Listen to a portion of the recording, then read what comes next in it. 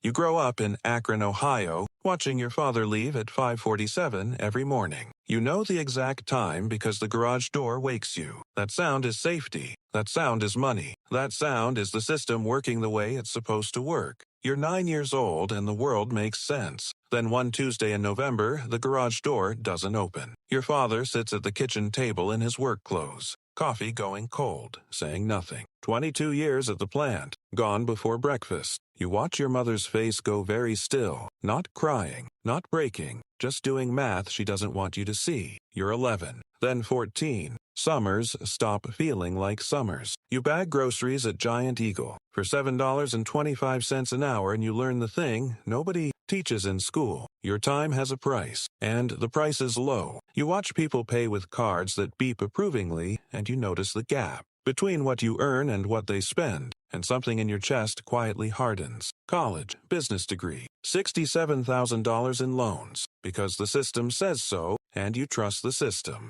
You graduate in May, 94 applications, one offer, $41,000 a year, benefits, a cubicle in a building that smells like carpet cleaner and quiet surrender. You take it. You leave at 5:47. You hear the garage door, and lying on the ceiling of your apartment one night, you feel the first crack. Not rage, not failure. Something quieter, something permanent. This is all it was ever going to be. Just kidding. You're $67,000 in debt in Akron. Welcome to America. It happens on a Thursday in a Slack group for freelancers. Someone posts a screenshot. Dashboard. Monthly recurring revenue column. The number reads $84,000. 1 month, one person. No employees anywhere on the website. Just a product, a price, and a checkout button that kept getting pressed. You stare at that screenshot for 11 minutes. His name is Marcus. He sells spreadsheet templates to e-commerce operators on Gumroad. He answers support emails twice a week, Tuesdays and Fridays, 7 to 8 a.m. The rest of the time, the product sells itself. He doesn't call it passive income. He calls it leverage. The distinction matters to him. He posts a free guide.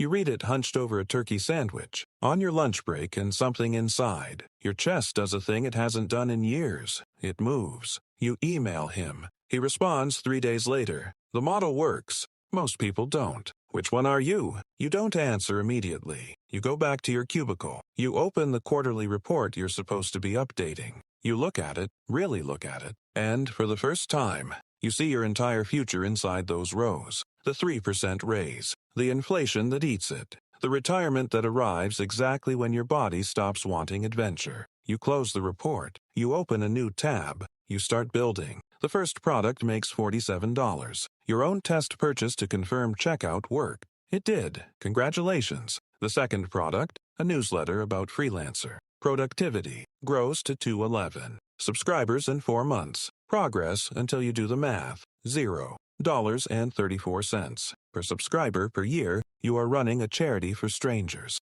You wake at 5 a.m. now, before the job. Kitchen table, dark apartment, laptop, coffee. Learning things your MBA program never mentioned. SEO, funnels, conversion rates, churn, LTV, CAC. The difference between an audience and a customer. The difference between traffic and trust. You study the people ahead of you the way a soldier studies a map, not with envy, with precision. Every breakdown, every case study, every post-mortem from someone who built something and watched it die and wrote about it honestly. The job gets harder to attend, not because you're lazy, because every hour in the cubicle is an hour stolen from something that could belong to you permanently. You sit in meetings doing math in your head. If I compound 10% monthly for 18 months from where I am right now, your manager asks if you're paying attention. You are, just not to him. Year 2, you launch a SaaS tool. Simple. One problem. One customer type. $29 a month. 12 subscribers the first week.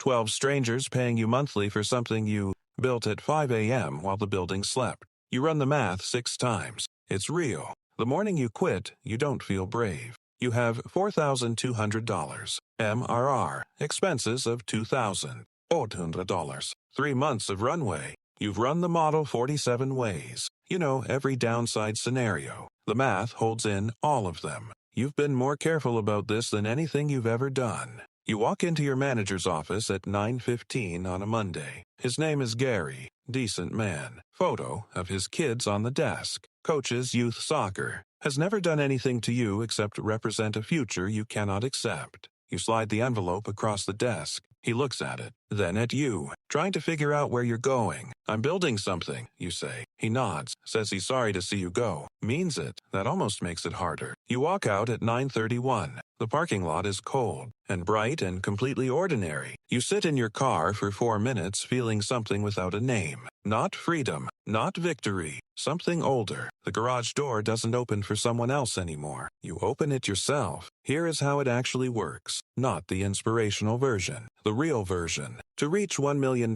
annual revenue, you need $83,333 in MRR at $29 per subscriber. That is $2,873 paying customers simultaneously every month, growing faster than they churn. Your churn rate is 6%. That means every month you lose 6% of your base and must replace them plus add net new. This is not a product problem. This is a distribution problem. The best tool in the world with no distribution is a tree falling in an empty forest. You learn this early. You build distribution first. 3 channels, 3 simultaneous machines. Search. You write 80 articles, targeting long-tail keywords. Your exact customer searches at the exact moment they need your product. Not business software. Specific. How to automate Shopify inventory reports without a developer. Each article is a silent salesman working 24 hours a day. No salary, no sick days, no performance reviews. Google sends you customers while you sleep.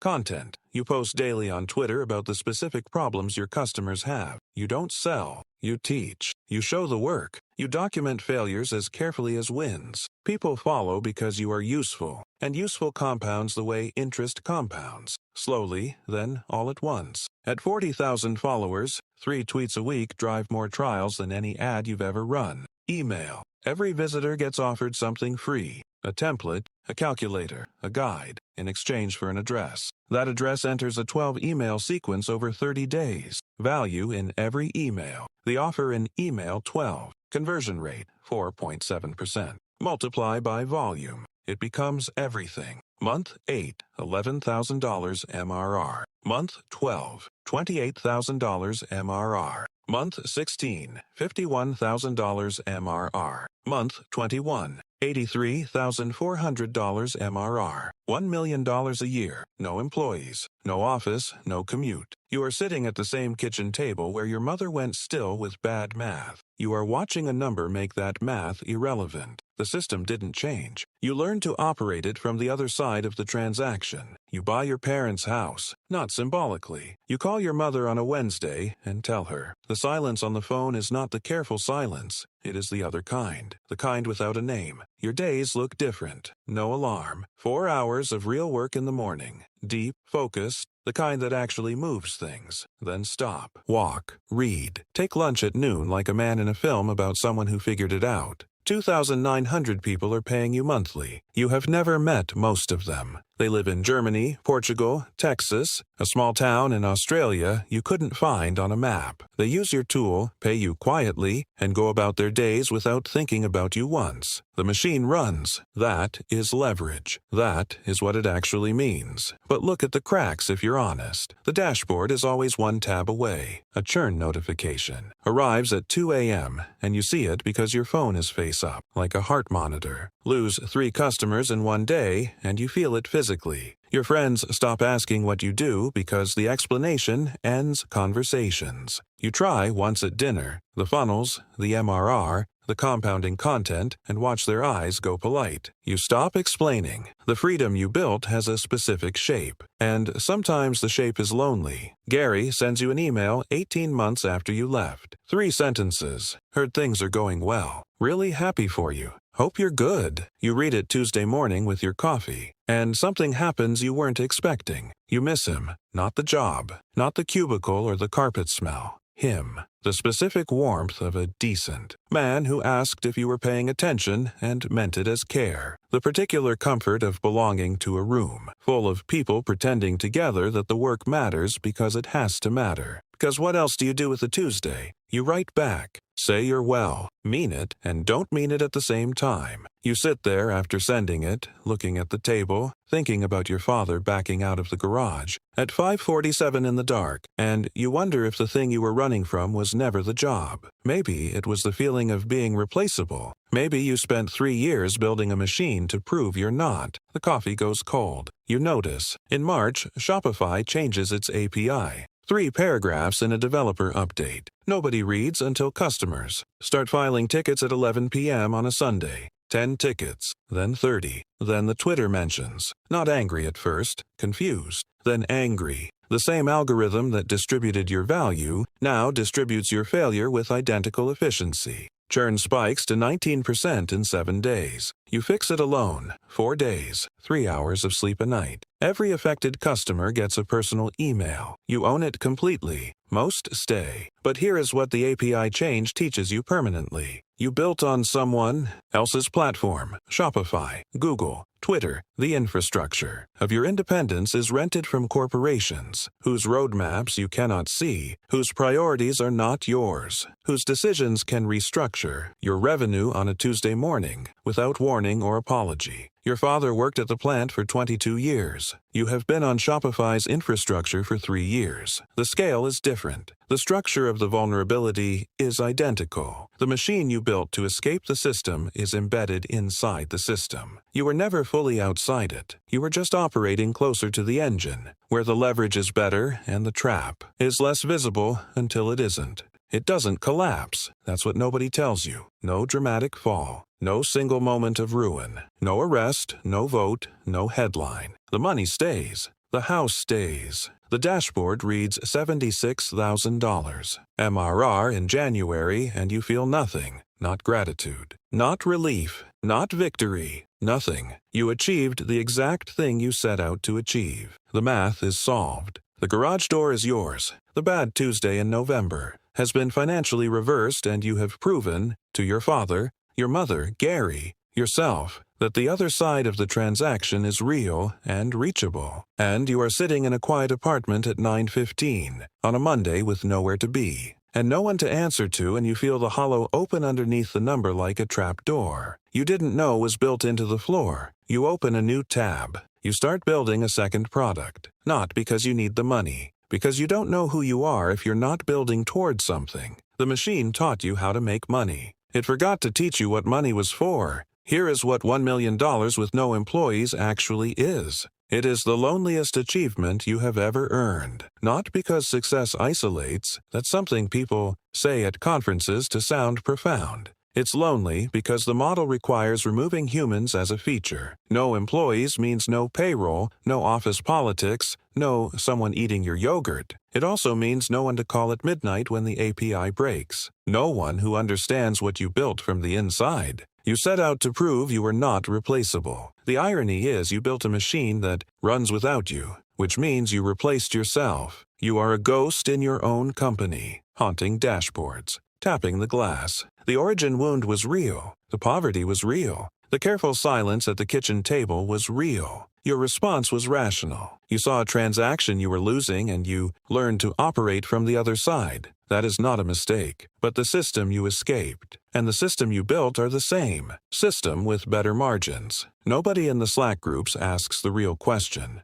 The one underneath the screenshots and the MRR, milestones and the thread about quitting your job. Then what? Somewhere in Ohio right now, a 23-year-old is sitting in a cubicle doing the math. He just found a screenshot. Clean dashboard. A number he can't stop thinking about. His coffee is going cold. His quarterly report is open in another tab. He is doing the calculation, the gap, the transaction, the beginning of a belief. He will close the report, open a new tab, start building. He will sacrifice the Saturday mornings and the dinners with people who don't understand. and the comfort of being told exactly what to do. He will learn the vocabulary. He will earn the machine. And someday he will hit the number, and he will sit very still in a quiet apartment and feel something he doesn't have a word for yet. The garage door is his now. He just doesn't know yet what's on the other side. That's a wrap for today. The model is real. The MRR math is real. The API trap is real. The hollow underneath the number, that's the realest part of all. And somewhere right now, someone is staring at a screenshot the way your father once stared at a job offer. Like it's the only door in the room. Drop a comment. What hit hardest? Subscribe for more. See you in the next one.